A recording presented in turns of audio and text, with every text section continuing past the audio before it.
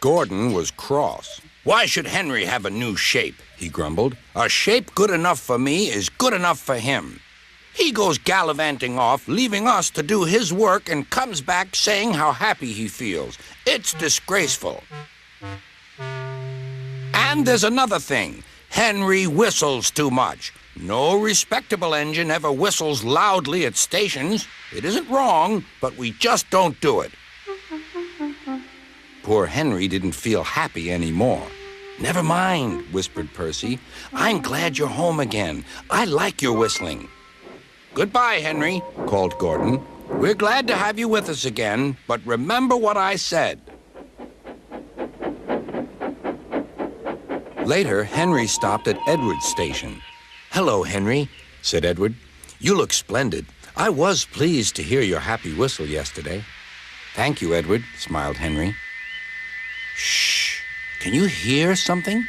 "It sounds like Gordon," said Edward, "and it ought to be Gordon. But Gordon never whistled like that." It was Gordon. He came rushing down the hill at a tremendous rate. He didn't look at Henry, and he didn't look at Edward.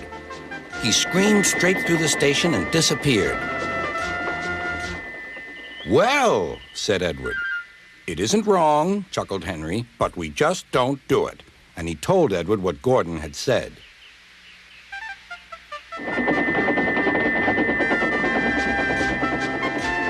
Meanwhile, Gordon screeched along the line. The noise was awful.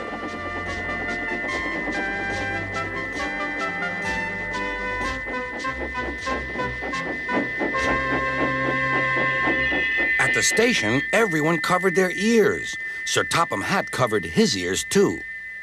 "Take him away," he bellowed, "and stop that noise." Gordon puffed sadly away, but he wouldn't stop whistling until two fitters climbed up and knocked his whistle valve in place.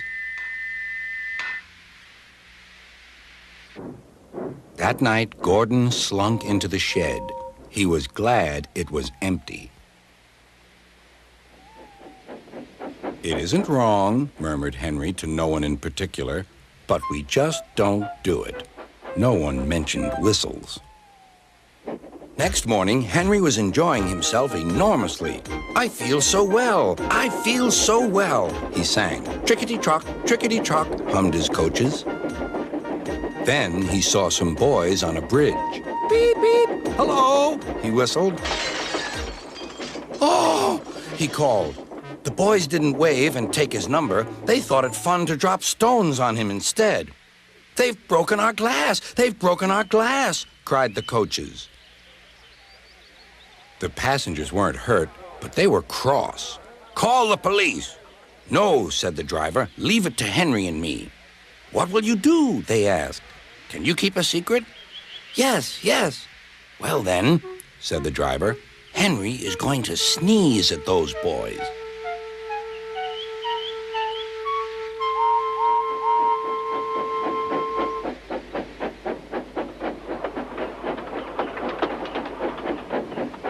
Lots of people were waiting at the station just before the bridge. They wanted to see what would happen.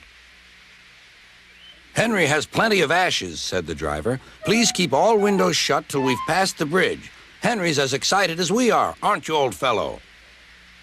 Henry felt more stuffed up than excited. Soon they could see the boys, and they all had stones. "Are you ready, Henry?" said the driver. "Sneeze hard when I tell you." "Now," he said. Achoo!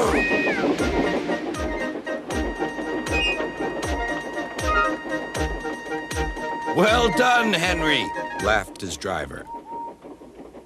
Henry went home, hoping that next time he saw Gordon and the boys, they would have learned not to be so mean.